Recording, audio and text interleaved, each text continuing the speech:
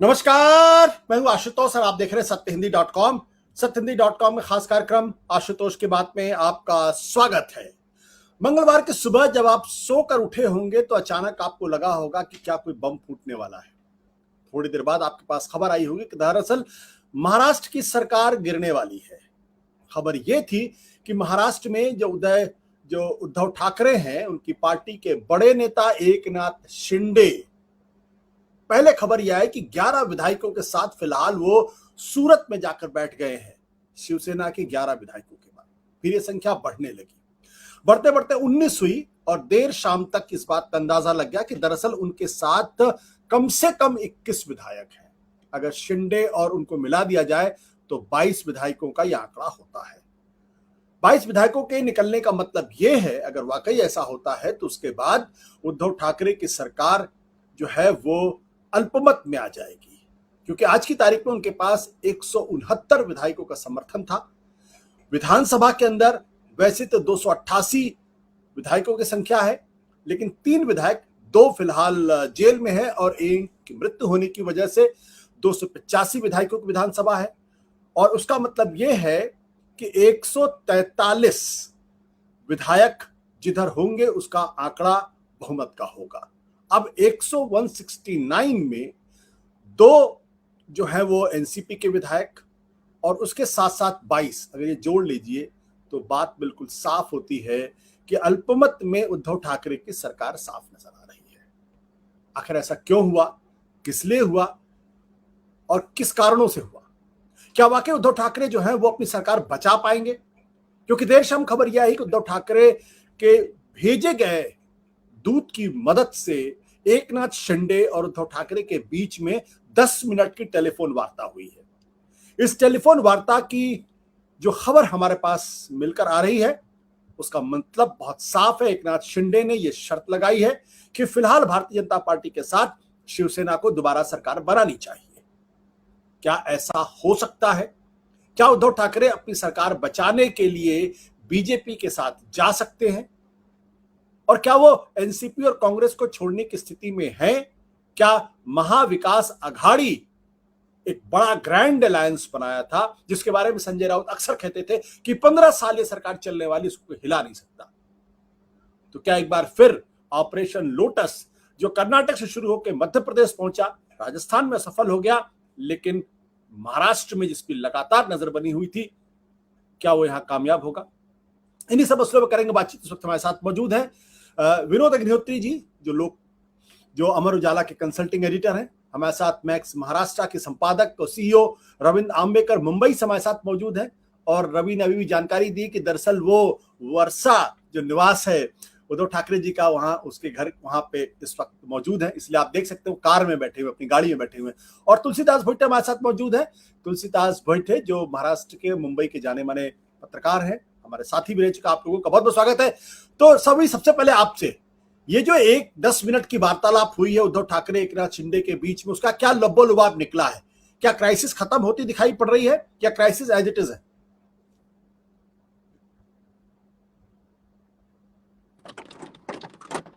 जी रवि। जी, मुझे नहीं लगता है कि ये क्राइसिस खत्म हुई है।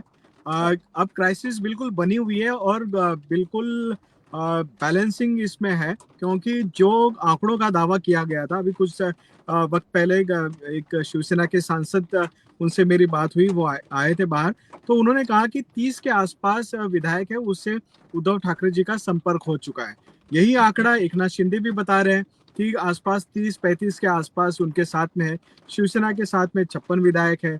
अगर उनसे आधा आधा भी किया जाए तो भी ये दोनों के आंकड़े कहीं पे मेल नहीं खा रहे। तो मुझे लगता है कि अभी भी सिचुएशन जो है वो बिल्कुल ऐसे एकनाथ शिंदे के पक्ष में या फिर बीजेपी के पक्ष में या फिर पूरी तरह से महाविकास आघाड़ी के पक्ष में ऐसी दिखाई नहीं दे रही है। हालांकि अब गुंजाइश ये है कि इसके आगे हर कोई चाणक्य अपनी अपनी रणनीति लगाकर विधायकों को प्रभावित करे और वापस खींच के लाए। तो अब मेरे ख्याल से खेल शुरू हो चुका है, मैदान खुल चुका है। अब हर कोई अपने अपने प्रभाव को इस्तेमाल करेगा।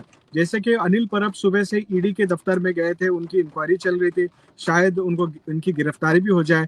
तो पूरी तरह से पॉलिटिकल प्रेशर, सेंट्रल एजेंसियों का प्रेशर, इनका इस्तेमाल बीजेपी की तरफ से किया जाएगा ताकि ये सरकार जल्द से जल्द सत्ते में आए, गिर जाए।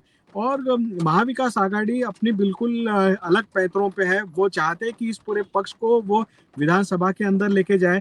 जब विधानसभा के अंदर ये पूरा मामला आएगा, डिस्कशन में आएगा, विधानसभा के वो उनका अपना फील्ड है जहां पर वो अपना बहुमत दिखा सकते हैं, अपनी कर्तव्य दिखा सकते हैं। तो वो कम से कम राज्यपाल और राष्ट्रपति शासन की तरफ ना जाते हुए वो विधानसभा में अगर चर्चा में आता है तो एमवीए चाहती है कि ये पूरा मामला विधानसभा में आए, उसके अखाड़े में जैसे ही आता है तो शायद उसको सरकार के पक्ष में लाया जा सकता है। तो ये दांवपेचों का दौर शुरू हो चुका है और मुझे नहीं लगता कि ये मामला कोई आज या कल सुलझेगा।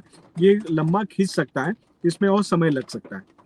एकनाथ शिंदे ने उद्धव ठाकरे से बात क्यों की? क्योंकि ये पहली बार मुझे ऐसा लग रहा है जब विधायकों को एक साथ कहीं और एक राज्य से दूसरे राज्य ले जाया गया हो, किसी रिसोर्ट में टिकाया गया हो और वो बातचीत कर रहे हैं उद्धव ठाकरे से। तो 10 मिनट की यह बातचीत, न केवल बातचीत उन्होंने की है बल्कि जो उद्धव ठाकरे के भेजे हुए दूत थे वो भी रिसोर्ट में गए। 2 घंटे तक उन्होंने उनसे बातचीत की और बातचीत करने के बाद उनकी बातचीत राजीव नार्वेकर ने करा दी। तो ये मुझे लग रहा है ये पहली बार राजनीति में हो रहा। अन्यथा एक बार विधायक किसी होटल के अंदर बंद हो गए तो फिर वहां कोई परिंदा भी पर नहीं मार सकता। आपको देखा होगा कि किस तरह दिग्विजय सिंह एक बार जब कर्नाटक में तो न जाने की कोशिश करे तो पुलिस वालों ने उनको धक्का दिया था। तो ये क्या इंडिकेट करता है? क्या कोई सॉफ्ट कॉर्नर अभी भी शिंदे के मन में है उद्धव ठाकरे को लेकर, या बाला साहब ठाकरे को लेकर, या शिवसेना को लेकर, जिसकी वजह से बातचीत कर रहे हैं? ये कोई सॉफ्ट कॉर्नर नहीं लग रहा है मुझे, ये स्क्रिप्ट का हिस्सा लग रहा है। क्योंकि आप देखिए कि जिस तरह से हार्दिक पटेल का ट्वीट आया था हिंदुत्व की बात करने वाला, उसी तरह की वही लैंग्वेज है, वैसी स्क्रिप्ट का एक ट्वीट एकनाथ शिंदे ने आप जब वो अनरीचेबल है उस वक्त पे उन्होंने किया है। तो मुझे लगता है कि उनका प्रस्ताव कोई ऐसा प्रस्ताव नहीं है जो मतलब कुछ नया कुछ है। यही प्रस्ताव प्रताप सरनाईक पे जब ईडी की रेड हुई थी तब उन्होंने अपने खत में लिखा था कि हम बीजेपी के साथ हमें जाना चाहिए, बीजेपी हमारा नेचुरल दोस्त है, नेचुरल अलायंस है। तो मेरे ख्याल से ये बीजेपी की अपनी एक स्क्रिप्ट है जो चाहती है कि शिवसेना उनके साथ में आए, टेम्ड रहे। जो उनके बीच में झगड़े का मसला था 2.5 साल के मुख्यमंत्री पद का, 2.5 साल खत्म हो चुका है। उद्धव ठाकरे 2.5 साल यहाँ पे मुख्यमंत्री रह चुके हैं। अब अगले 2.5 साल के लिए अगर वो छोड़ भी देते हैं तो वैसे भी कोई बड़ा नेगोशिएशन के इसमें का लॉस नहीं होगा उनको, और एक फेयर डील भी हो सकता है। तो बीजेपी के लिए सबसे नेचुरल अलाय शिवसेना है। अगर नेचुरली वो आ जाती है साथ में तो उनका गठबंधन लंबा चल सकता है। बीजेपी के लिए तकलीफ तब होगी जब उनको वापस कोई गठजोड़ की सरकार बनानी है, एनसीपी का सपोर्ट लेना, या फिर एकनाथ शिंदे अपना अलग गुट बना के बैठे और उसका सपोर्ट ले, तब भी अनस्टेबल गवर्नमेंट रहेगी। इससे अच्छा तो वो चुनावों का सामना करे। दिसंबर में जिस तरह से गुजरात का, जम्मू कश्मीर चुनाव आएगा, हिमाचल का चुनाव आएगा, उसमें महाराष्ट्र भी अगर निकल आता है और कर्नाटक प्रीपोन हो जाता है तो मेरे ख्याल से एक हिंदुत्व के पूरे एजेंडा पे ये सारे राज्य निकल जाएंगे और बीजेपी के लिए आसानी हो जाएगी चुनाव लड़ना।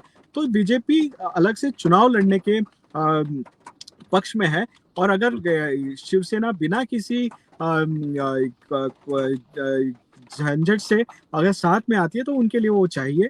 तो मेरे ख्याल से ये निगोशिएशन का अपना एक तरीका है जिसमें पहले दौर पे वो प्रेशर बनाना चाहती है शिवसेना पे कि आप हिंदुत्व के मुद्दे पे तो हमसे बात कीजिए, साथ में आइए, और आपके हिंदुत्व के मुद्दे पर अभी अगर सरकार बनाने का न्योता ठुकरा दिया तो फिर आखिर आप कांग्रेस और एनसीपी के साथ में किस मुंह से रहेंगे और हिंदुत्व के मुद्दे का क्या होगा जिसके ऊपर शिवसेना की नींव टिकी हुई है।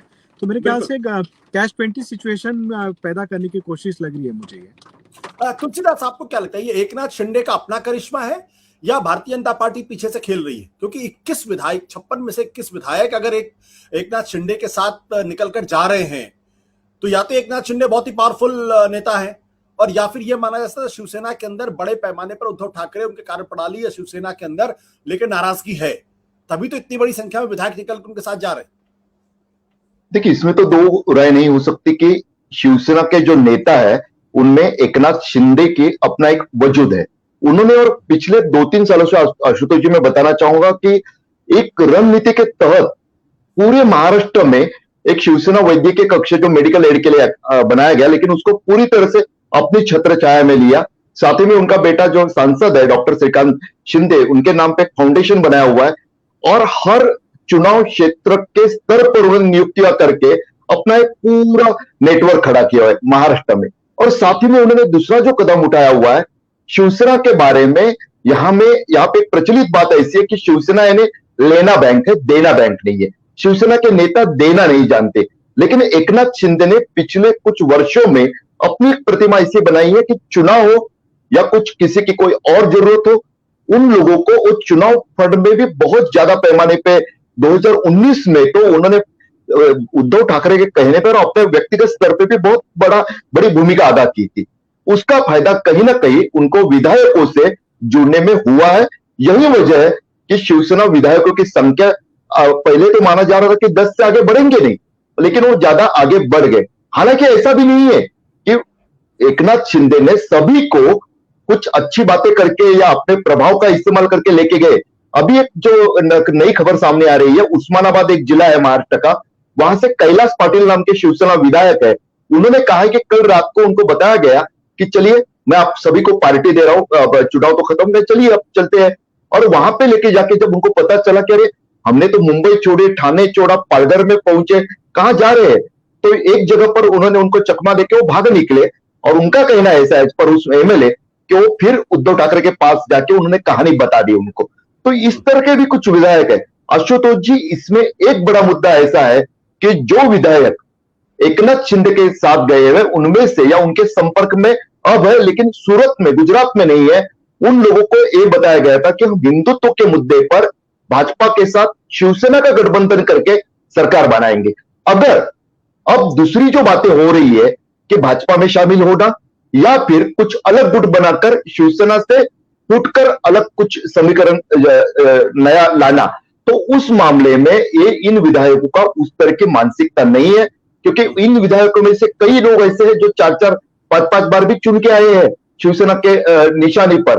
तो उनके लिए असहज होगा कि शिवसेना के हटकर कुछ किसी तरह चुनाव का सामना करना।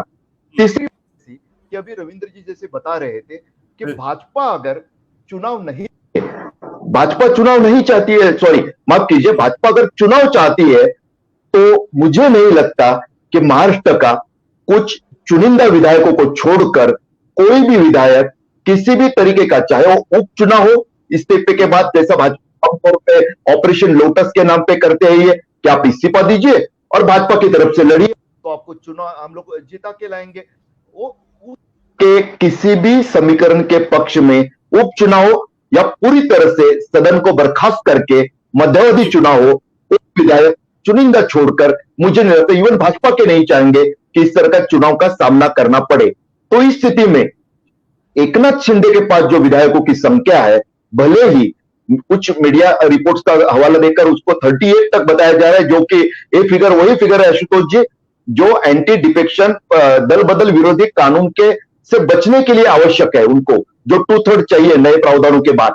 तो वो जताने के लिए विधायकों जो फेंस पे बैठे हुए विधायक रहते हैं उनको अपने पास लाने के लिए, भरोसा दिलाने के लिए कि भाई आपकी विधायकी नहीं जाएगी, हमारे साथ आओगे, ये प्रचारित किया जा रहा है। लेकिन असल में जो जानकारी मिल रही है कि 22 तक उनका आंकड़ा पहुंच रहा है और उनमें से भी कई एक ऐसे, जैसे माफ कीजिए, अकोला के विधायक है नितिन देशमुख, उनकी बीबी अभी अकोला से निकल चुकी है सूरत के लिए। उसका कहना ऐसा कि मेरे पति का अपहरण किया, उन्होंने बाकायदा एफआईआर भी लॉन्च किया हुआ है अकोला पुलिस के पास और उसका गृह मंत्रालय ने आदेश भी दिया जांच का।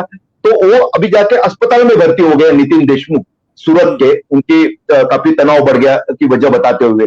तो इस तरह से उस 22 में से भी अगर कम होते हैं, क्योंकि जब उनको ये आश्वस्तता नहीं होगी कि सबसे पहले तो उनकी विधायकी पे कोई आंच नहीं आएगी, दूसरा कि कुछ भी समीकरण बने, सत्ता मिलने वाली है और वो सत्ता के लाभार्थी बनने वाले, तो ही वो एकनाथ शिंदे के साथ एकजुट करके रहेंगे, नहीं तो कहीं ना कहीं एक पूरा मामला फिसल उनके हाथों से जाता हुआ दिखाई दे सकता है। मैं विनोद जी के पास जो तुलसी एक सवाल और आपसे, क्या उद्धव ठाकरे की कार्यप्रणाली को लेकर भी कोई नाराजगी शिवसेना के अंदर है? 100% है, इससे तो कोई दो राय नहीं हो सकती। शिवसेना के अंदर ही नहीं, सबसे ज्यादा तो जो निर्दलीय है उनको ऐसा लगता है, एक निर्दलीय है, उन्होंने तो साफ शब्दों में कहा कि भैया अच्छा हुआ कि भाजपा ने इनको पटकनी दे दी चुनाव में, नहीं तो हमारी तो इनको वैल्यू ही मालूम नहीं थी, हमको कोई इज्जत नहीं दे रहे थे। शिवसेना विधायकों की अपनी अलग शिकायत है, जो कि कांग्रेस के भी 44 विधायकों की है। उनका कहना ऐसा है कि भले इस सरकार के मुख्यमंत्री जो है उद्धव ठाकरे हो, हमारे जैसे कांग्रेस के लोग कहते हैं हमारे बाला साहब थोराट, अशोक चौहान वडेट्टीवार बैठे हो, लेकिन सरकार का पूरा पावर राष्ट्रवादी कांग्रेस के पास है। उसमें भी जो वित्त मंत्रालय संभाले हुए अजित पवार है, उन्होंने इस तरह से नकेल कसी हुई है कि जो एनसीपी के विधायक है उनके ही काम होते हैं, उनको ही फंड का प्रोविजन किया जाता है, बाकी मंत्रियों को भी यही शिकायत दबे जबान में कहते सुनाई देते हैं।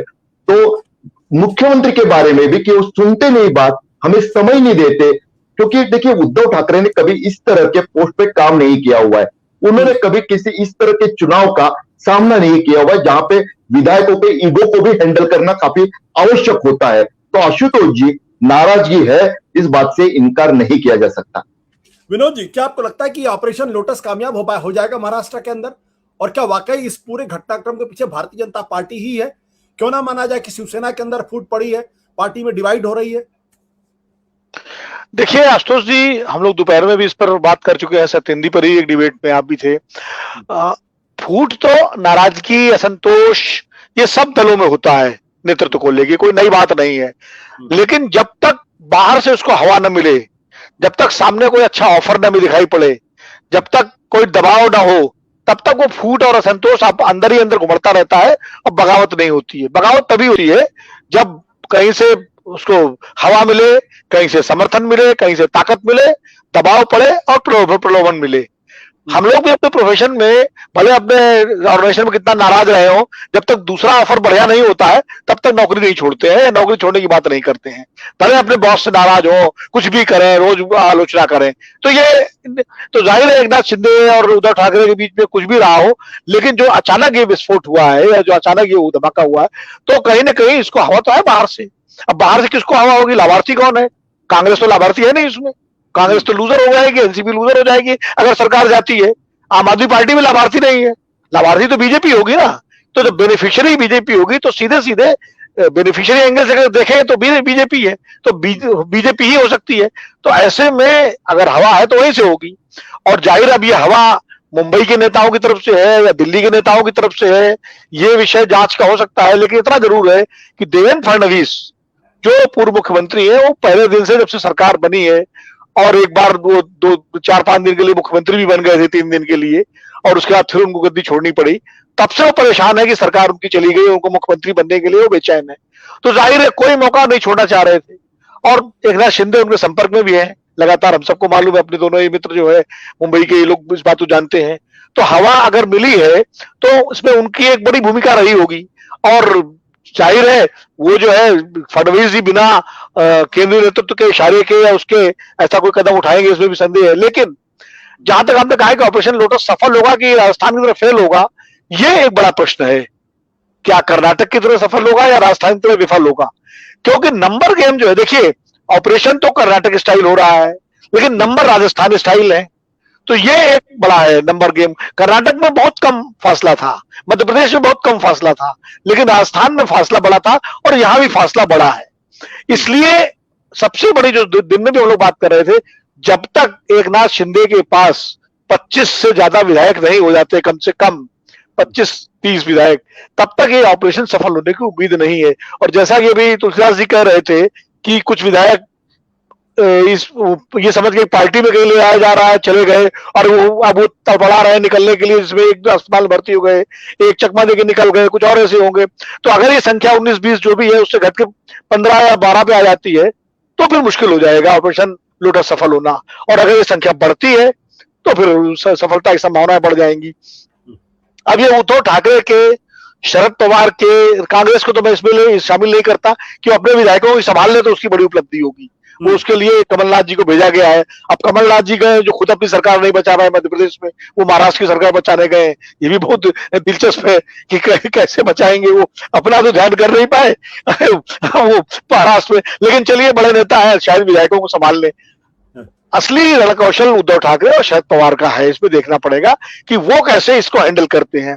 और अगर उद्धव ठाकरे अपने विधायकों को जो एकनाथ शिंदे के साथ गए उनमें से आधे को भी मनाने में कामयाब हो गए तो सरकार फिर कहीं नहीं जाएगी। और अगर उद्धव ठाकरे के पाले से खिसक गए तो मुश्किल होगी। और अभी जो एक बैठक हुई है, तुलसीदास जी और अपना रविंद्र मुझे सही करेंगे कि जो बैठक उद्धव ठाकरे के यहाँ हुई थी एकनाथ शिंदे को नेता पद से हटाने के लिए, तो शायद उसमें 22-23 विधायक ही पहुंचे थे। ये एक प्रश्न है। इससे लगता है कि कहीं ना कहीं अभी मामला बीच का है। कई विधायक इंतजार कर रहे हैं कि पलड़ा किधर पड़ेगा, पलड़ा जिधर झुकेगा वो उधर चल देंगे। क्योंकि जब तक विधायकों को, बिल्कुल मैं सहमत हूं कि कोई विधायक चुनाव नहीं चाहता समय से पहले, यहां तक बीजेपी के विधायक भी नहीं चाहते समय से पहले चुनाव। तो और महाराष्ट्र में कर्नाटक वाली स्थिति नहीं है। कर्नाटक में बीजेपी सरकार बनाने के बाद वो उपचुनाव करवाती है और जिता ले जाती है। यहाँ तो पहली बात तो अभी नंबर सरकार बनाने का नहीं बन रहा है। और विधायक अगर उपचुनाव होता भी है तो जो इक्वेशन है वो बड़ा विचित्र है महाराष्ट्र का। बीजेपी उस स्थिति में नहीं है कि अपने विधायकों को स्वीप करा दे, क्योंकि अगर शिवसेना और एनसीपी और कांग्रेस एकजुट रहे उन उपचुनावों में तो फिर उन उपचुनावों में विधायकों को जितना मुश्किल हो जाएगा जो पाला छोड़ करके जाएंगे। क्योंकि जाहिर है उन पर जो जिस तरह के गद्दारी के और इस तरह के धोखाधड़ी के आरोप लगेंगे वो मुद्दा बनेगा। तो वो मध्य प्रदेश या कर्नाटक वाली स्थिति में नहीं है। उतना कंफर्टेबल बीजेपी महाराष्ट्र में नहीं है जितना कंफर्टेबल मध्य प्रदेश में या कर्नाटक में है यहाँ की तुलना में। तो ये कुछ प्रश्न है। मुझे लगता है कि अभी थोड़ा हम लोग को इंतजार करना चाहिए। और उद्धव ठाकरे के रण कौशल की, राजनीतिक कौशल की ये सबसे बड़ी और सबसे पहली अग्नि परीक्षा है। वो जो चुनाव सरकार बनी थी उसमें शरद पवार का पूरा की रणनीति ने काम किया था। अब उद्धव ठाकरे की रणनीति की परीक्षा है कि कैसे वो अपने विधायकों को वापस लेके आ पाते हैं। क्योंकि एकनाथ शिंदे के साथ जो विधायक गए हैं वो शिवसेना के ही है। हो सकता है शरद पवार जी कहते भाई मैंने तो एनसीपी के विधायक संभाल लिए, कांग्रेस कहते मैं अपने विधायक संभाल लिए। अब ये उद्धव जी आपकी जिम्मेदारी अपने विधायकों को वापस लाइए, हम तो आपके विधायकों को वापस नहीं ला सकते। तो उद्धव कैसे वापस लाते हैं ये महत्वपूर्ण है। लेकिन जो आपने प्रश्न किया था कि पहली बार ये हुआ है कि एक्सेस हो रही है उन बागी विधायकों तक और खासकर एकनाथ शिंदे तक जो सूरत में बैठे हुए हैं। इसके पहले चाहे कर्नाटक का मामला हो, चाहे मध्य प्रदेश का हो, या राजस्थान में जो सचिन पायलट हरियाणा में बैठ गए थे, तो एक्सेस नहीं थी, एक्सेस नहीं थी उन तक। ये एक्सेस क्यों हो रही है और कैसे एकनाथ शिंदे उद्धव से बात कर रहे हैं, उनके दूत बात कर रहे हैं, ये थोड़ा दिलचस्प विषय है। और एक बात मैं बताऊं, एकनाथ शिंदे के कहने से उद्धव ठाकरे बीजेपी के साथ जाएंगे ये मैं सहमत नहीं हूं। अगर उद्धव ठाकरे को बीजेपी के साथ जाना होगा तो सीधे बात करेंगे, वो बीच में एकनाथ शिंदे को नहीं लाएंगे, फिर वो सीधे बात करेंगे, सीधे अपना कोई समझौता फार्मूला निकालेंगे कि उनको जाना होगा। और जाहिर है 2.5 साल का जो फार्मूला था वो बीजेपी के साथ का था। 2.5 साल अगर हो गए उद्धव ठाकरे को तो उसमें बीजेपी का एहसान नहीं है, वो तो एनसीपी और कांग्रेस के समर्थन से है। और उद्धव मुख्यमंत्री पर है और मुख्यमंत्री पद का स्वाद उनको लग चुका है। अब वो मुख्यमंत्री पद छोड़ करके बीजेपी की सरकार बनवाएंगे, मुझे नहीं लगता कि ऐसा वो करेंगे। ठीक है रवि, इस वक्त जो इंडियन एक्सप्रेस की खबर आ रही है वो ये उनकी रिपोर्ट के हिसाब से इस वक्त शिंदे के साथ 30 विधायक हैं। ये अभी थोड़ी देर पहले खबर आई है। मुझे नहीं मालूम कितनी कंफर्म नहीं है, लेकिन चूंकि इंडियन एक्सप्रेस ने ये कहा है कि शिंदे के साथ 30 विधायक मौजूद हैं। ये 30 का आंकड़ा अगर है तो इसका मतलब फिर तो शिवसेना में वर्टिकल स्प्लिट वाली स्थिति नजर आ रही है और उद्धव ठाकरे दरअसल माइनॉरिटी में चले गए और शिंदे के साथ ज्यादा विधायक है।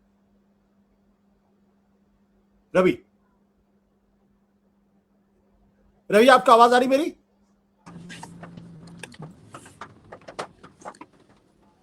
देखिए, अगर मेरी आवाज आ रही है?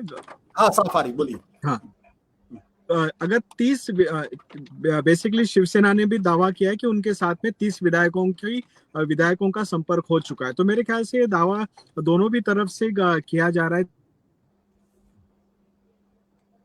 नहीं, मुझे मेरे लगता ख्याल है से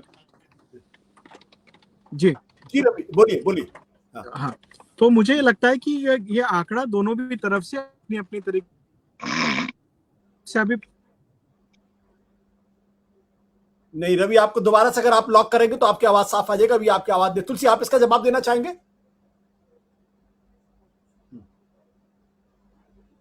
देखिए, इंडियन एक्सप्रेस की जिस खबर का आपने जिक्र किया है उससे अभी जैसे रविंद्र बता रहे थे कुछ हाल वैसा ही है। दोनों तरफ से दावे होना क्योंकि जो बात मैंने कही थी कि जो बीच की दीवार पर बैठे हुए लोग हैं, फेंस पे बैठे हुए लोग हैं शिवसेना के, जो चाहते हैं कि जहां का पलड़ा भारी दिखे कि वहां पर चले जाए, ऐसा एक बड़ा तबका है।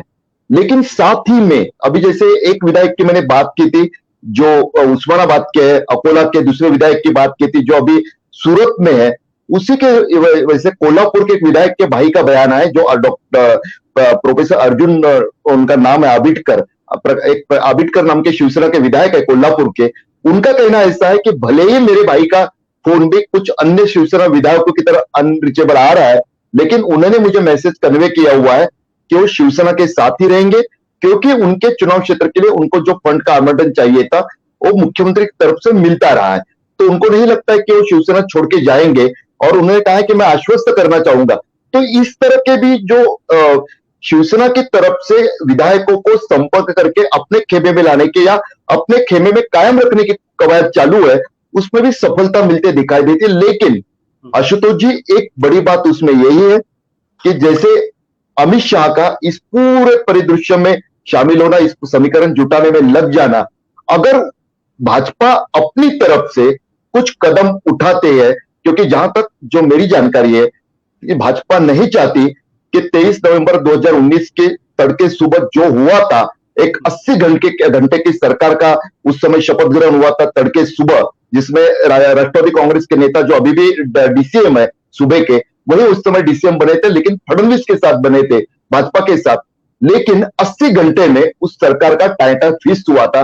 भाजपा अब उस तरह का कोई कदम जल्दबाजी में उठाना नहीं चाहती। भाजपा पूरी तरह से आश्वस्त होना चाहती कि स्थिति क्या है।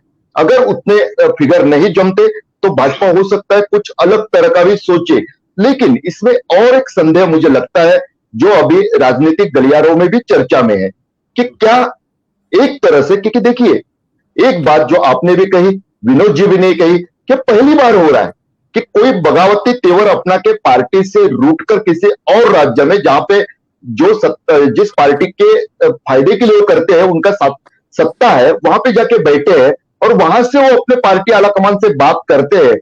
तो कहीं ना कहीं एकनाथ शिंदे क्या सचमुच एकदम अलग राह चाहते हैं, या फिर शिवसेना और भाजपा को फिर एक बार अलग एक राह अपनाने के लिए कोई मौका देने की कोशिश अलग तरह से हो रही है? इस तरह की भी चर्चा महाराष्ट्र के इसमें शुरू हो गई है।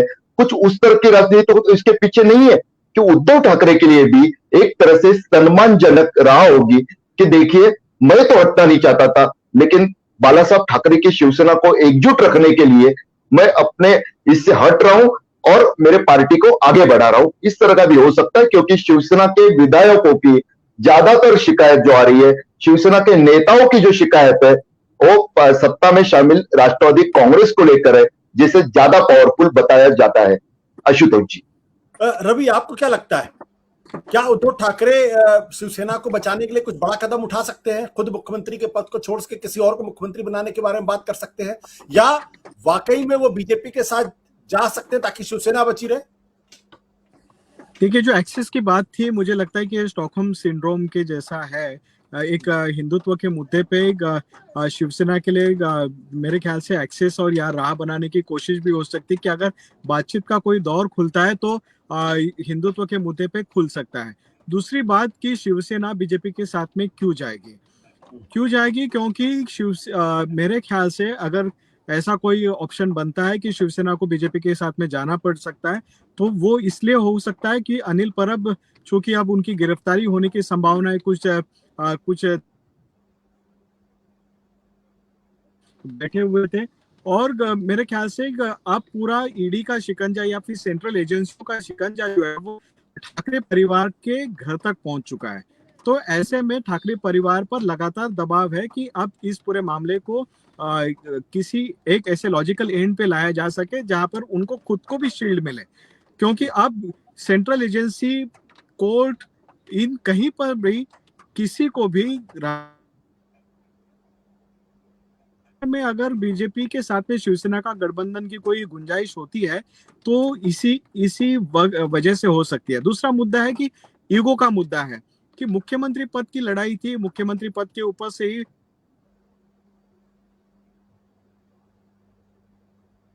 मामले टकराव हुआ था।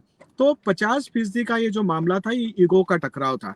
अब इससे अगर एक स्टेप पीछे जाना है तो इसमें कोई रिस्पेक्टेबल वे आउट अगर होता है तो ये इस तरह की अगर स्क्रिप्ट है तो इसमें यही हो सकता है कि पार्टी से ही दबाव बना कि हमको अब झुकना पड़ा, अब हम क्या करें। हम तो चाहते कि महाविकास आघाड़ी सरकार को चलाए रखे, लेकिन अब पार्टी बच नहीं रही है तो हमको ये लेना पड़ रहा है। तो ये हो सकता है, लेकिन ईगो का टकराव मेरे ख्याल से ठाकरे फैमिलीज के लिए बहुत बड़ा टकराव है। मेरे ख्याल से बीजेपी के साथ में जाने के बारे में उनकी अपने बहुत सारे रिजर्वेशंस है। अब जाके जब ये कवायद शुरू हो जाएगी विधायकों को पटाने की, तो मुझे लगता है कि देखिए डिफेक्शन तक नहीं पहुंच पाएगी एकनाथ शिंदे का गुट। आज भी अगर 30 के आंकड़ों पर भी अगर ये रुका हुआ है तो उसको फिर भी 36-37 का जो मार्क है उसको टच करना पड़ेगा और एक एक दो विधायकों में खेल हो जाएगा। तो मेरे ख्याल से बहुत मुश्किल है दोनों भी तरफ। तो अब से ये खेल शुरू हुआ है, मैदान खुल चुका है। तो यहाँ पे अपनी अपनी पॉलिटिकल जितना भी मेरे ख्याल से अनुभव है वो दांव पे लगा के हर कोई पार्टी खेलना चाहेगी, लेकिन इसमें देवेंद्र फडणवीस मुझे लगता है कि बहुत अपर हैंड रखे हुए हैं, क्योंकि यहाँ पे 3 पार्टियां जहाँ पे राजनीति कर रही है, चाणक्य लड़ रहे हैं। तो मेरे ख्याल से बीजेपी से लड़ना इन तीनों भी पार्टियों के लिए बड़ी मुश्किल चीज है, फिर भी इम्पॉसिबल नहीं है, क्योंकि जब मामला पूरा विधानसभा के अंदर आएगा तब डिस्कशन में आएगा। इसके पहले की बात अगर एक बार महाराष्ट्र के विधानसभा में एक जो मामला हुआ मैं याद दिला दूं, पद्माकर बल्वी नाम के एक एमएलए थे और इसी तरह से कुछ एमएलएस को नारायण राणे और इन लोगों ने हाईजैक करके रखा हुआ था मातोश्री क्लब में। उसके बाद में तब तक तो सब पूरा मामला था कि सरकार गिर गई और आंकड़े भी वैसे ही कह रहे थे, लेकिन जब विश्वास मत का मामला था और जैसे ही वो विधायक विधानसभा वहाँ पे उनको जो गुंडे लेके आए थे उनको गन पॉइंट पे रखा गया था, वो प्रोटेक्शन हट गया। जैसे विधानसभा के अंदर आ गए वो अध्यक्ष के चेंबर में चले गए और उन्होंने कहा कि मेरा समर्थन तो सरकार के साथ में, और उन्होंने हाउस के अंदर वोट कर दिया। तो जैसे ही विधानसभा के अंदर आएंगे वो सारा टेरर और सारा प्रेशर खत्म हो जाएगा। मेरे ख्याल से एमवीआई वो इंतजार करेगी कि ये सारे एमएलए वहां से हटके विधानसभा के अंदर आए, और जैसे ही अंदर आएंगे वो सरकार। बिल्कुल विनोद जी, क्या इसमें एक चीज से, एक संभावना से आप इनकार कर सकते हैं क्या? क्योंकि जो भगत सिंह कोश्यारी है वो भारतीय जनता पार्टी के, जिस तरीके से उनका पूरा रवैया रहा है, जो मौजूदा उद्धव ठाकरे की सरकार है, बिल्कुल कन्फ्रंटेशन का रवैया रहा है, कोई बात वो मानने के लिए तैयार नहीं रहते। ऐसे में वो ऐलान कर दे कि भाई राष्ट्रपति को रिपोर्ट दे दें कि विधानसभा को हम सस्पेंडेड एनिमेशन में डाल रहे हैं, क्योंकि यहाँ जो है वो जो सरकार है उसके पास फिलहाल जो है वो बहुमत का आंकड़ा नहीं। ज्यादा क्या होगा, ये पार्टियां सुप्रीम कोर्ट जाएंगी, सुप्रीम कोर्ट में 2-4 दिन सुनवाई होगी और इस दौरान वो सारे विधायक को मैनेज कर सकते हैं। क्या ऐसा संभव लगता है आपको?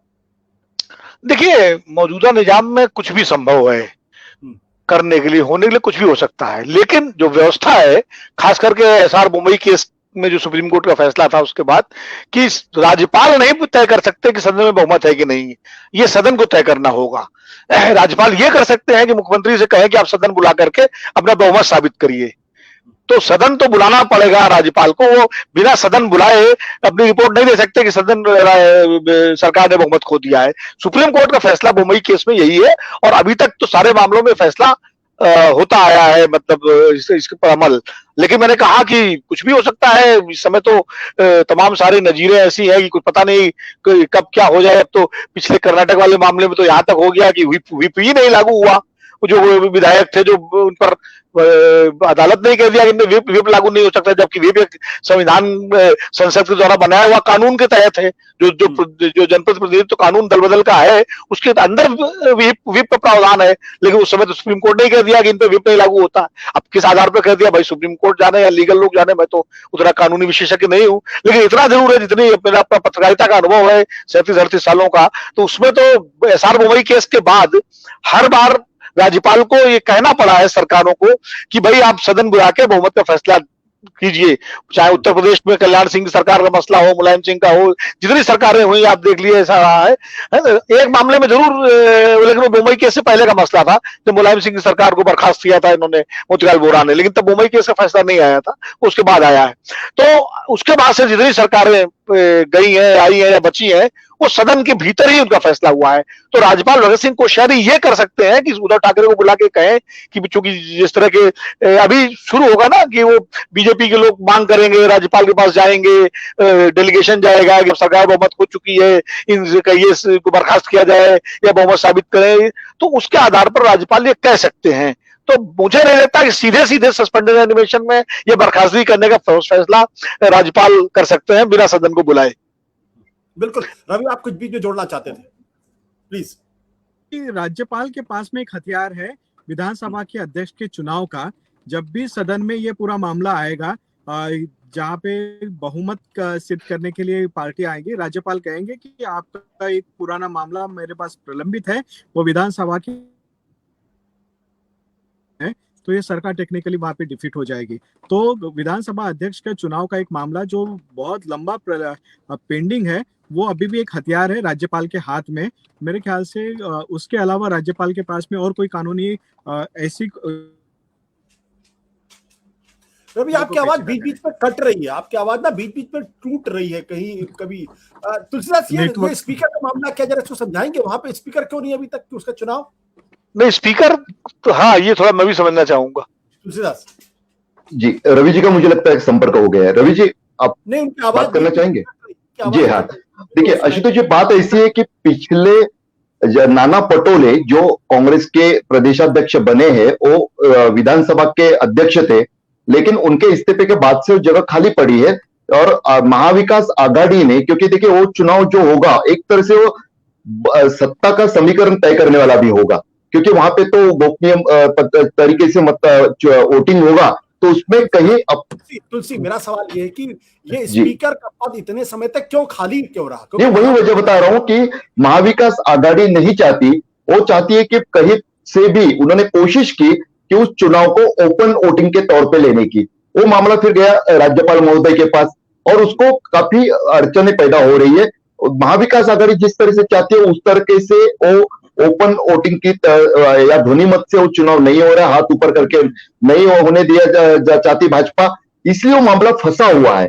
अगर उस तरीके से होता है, जैसे रवि जी बता रहे हैं कि अगर राज्यपाल ने अभी उस मुद्दे को आगे बढ़ाया तो महाविकास आघाड़ी के लिए मुश्किलें पैदा हो सकती है कि उस चुनाव का पहले अगर सामना करे, और उस चुनाव में अगर जिस तरह से अभी हुआ था कि 134 तक भाजपा को समर्थन देने वाले विधायकों की संख्या पहुंची थी, लेकिन फर्क उसमें एक ही लगता है मुझे कि क्या उस समय शिवसेना के जो विधायक विधान परिषद चुनाव में भाजपा के साथ हुए थे, क्या वो, क्योंकि उनको तो सदन में आना ही है, तो उस समय क्या वो उस भूमिका में रहेंगे? क्योंकि अध्यक्ष जिसका रहेगा उसके फेवर में एंटी डिफेक्शन लॉ का फैसला दिया जाएगा कि उस लॉ के तहत अध्यक्ष के पास पहले अधिकार है। ठीक है, बाद में सर्वोच्च न्यायालय ने फैसला, सुप्रीम कोर्ट ने दिया हुआ है कि उनके पास भी चैलेंज किया जा सकता है, लेकिन पहली बात तो यह है कि जिसका अध्यक्ष रहेगा उसके पक्ष में चुनाव वो नतीजा आ जाएगा कि भले एकनाथ शिंदे के पास कम विधायक है, फिर भी फिर उस मामले में कुछ अलग फैसला आ जाए तो ताज्जुब नहीं होना चाहिए। बट स्पीकर की अनुपस्थिति में क्या डिप्टी स्पीकर है वहां पे अभी? जी, डिप्टी स्पीकर है जो राष्ट्रवादी कांग्रेस के नरहरी झिरवल नाम के हैं, नासिक के विधायक, और लेकिन उनके उपस्थिति में चुनाव कराने की बजाय भाजपा चाहेगी कि नया स्पीकर चुना जाए और उसके साथ हो, और राज्यपाल उनको साथ देने में कोई कसर पीछे नहीं छोड़ेंगे, ऐसा लगता है। आशुतोष जी, आपको क्या लगता है, ये जो पेज फंसा हुआ है स्पीकर और डिप्टी स्पीकर का, अगर स्पीकर अनुपस्थित है तो डिप्टी स्पीकर तो जो है वो मत विभाजन करवा सकते हैं? बिल्कुल करवा सकते हैं डिप्टी स्पीकर मत विभाजन। और आप याद करिए कि लोकसभा में एक बार जो है, जब संगमा स्पीकर थे और भाजपा के डिप्टी स्पीकर थे, तो उन्होंने मत विभाजन एक फैसला भी दिया था इस तरह का, जिसपे बड़ी चर्चा हुई थी। ये बात उस समय की है, एनडीए सरकार के जमाने की, या शायद यूनाइटेड फ्रंट की सरकार थी, संगमा जब स्पीकर थे। तो डिप्टी स्पीकर, उनकी अनुपस्थिति में स्पीकर की, डिप्टी स्पीकर को सारे अधिकार हैं जो स्पीकर को होते हैं। ठीक है, रविंद आप बीच में कुछ जोड़ना चाहते हैं प्लीज? मैं, अगर मेरी आवाज आ रही है तो मैं कंप्लीट कर लेता हूँ। हाँ, तो ये मामला ऐसा है कि सरकार चाहती थी कि बहुत, रवि आपकी आवाज बीच बीच में कट रही है, आपकी आवाज कट रही है। मैं वीडियो बंद करके बोलने की कोशिश करता हूँ ताकि आप शायद करिए। अब ठीक तो ये सरकार चाहती थी कि बहुत लिमिटेड समय में 2 दिन के छोटे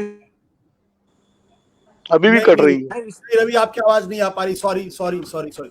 आलोक जी हमारे साथ जुड़ गए, सीएनबीसी आवाज के पूर्व संपादक। आप दोबारा लॉग इन करिए रवि, आपकी आवाज बीच बीच में कट रही है, हमको साफ सुनाई नहीं पड़ा। आलोक, अब ये क्राइसिस किधर जाती हुई आपको दिखाई पड़ रही है? क्या आपको लग रहा है कि वाकई में उद्धव ठाकरे की सरकार गिर जाएगी? देखिए ये ये कहना बहुत मुश्किल है कि सरकार गिर जाएगी कि नहीं गिर जाएगी। हाँ, सरकार गिर सकती है, कभी भी गिर सकती है। आजकल की सरकारों का कोई भरोसा तो है नहीं है, फेविकोल का जोड़ तो है नहीं कि टूटेगा नहीं। नहीं, गैर भाजपा सरकारों का, भाजपा सरकारें सब टिकी रहेंगी।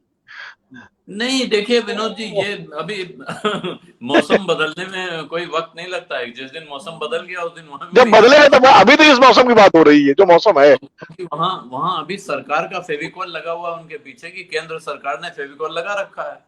यहाँ क्योंकि कोई और फेविकोल नहीं है, इस सरकार में बने हुए हैं, इसमें मंत्री हैं या इस समय सत्ता पक्ष के विधायक हैं, ये एकमात्र जोड़ है। दूसरा उसके ऊपर एक बॉन्डिंग एजेंट होता है, जब ये आप जोड़ते हैं तो वो है नहीं।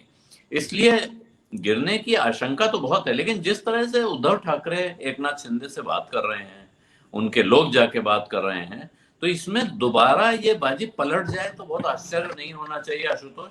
खास तौर से क्योंकि वो शरद पवार जिन्होंने पिछली बार बाजी पलट दी थी, वो फिर सक्रिय हो गए हैं इसमें। और मुझे नहीं लगता है, मुझे लगता है कि ये उद्धव ठाकरे से ज्यादा शरद पवार की नाक का सवाल है। और अगर उन्होंने इसको नाक का सवाल बना रखा है तो वो साम दाम दंड भेद सभी प्रकार की राजनीति करना जानते हैं।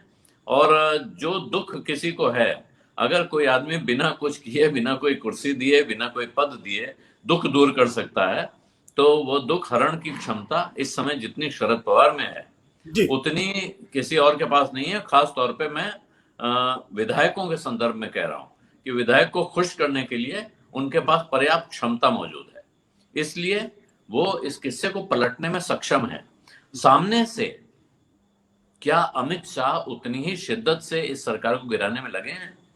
अगर वो भी उतनी ही शिद्दत से लगे हैं तो फिर मामला कांटे का है।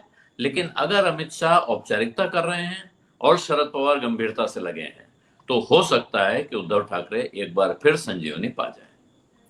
रवि, आपको आवाज साफ आ रही है अभी? अब आ रही है मुझे।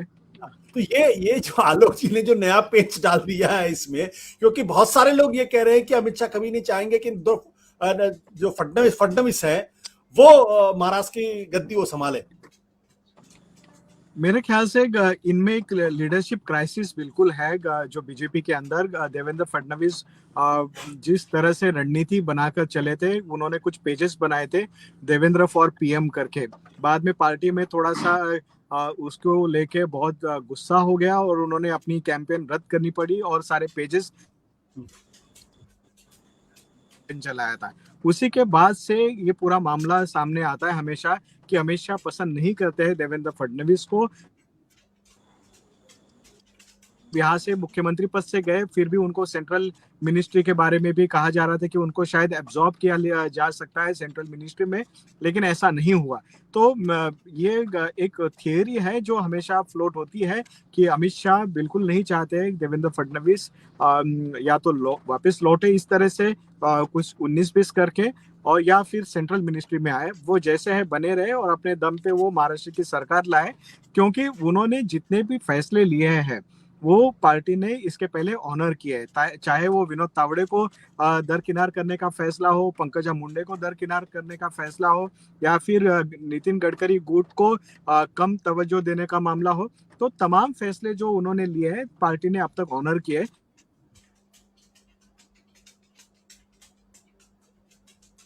और उन्होंने बनाई हुई है वो नॉन बीजेपी नेताओं की टीम है। प्रवीण दरेकर, प्रसाद लाड, चित्रा वाघ, आप नाम गिनाइए, वो तमाम सारे नेता उनके इर्द गिर्द जो है नंबर 1 नंबर 2 बने हुए राइट ले।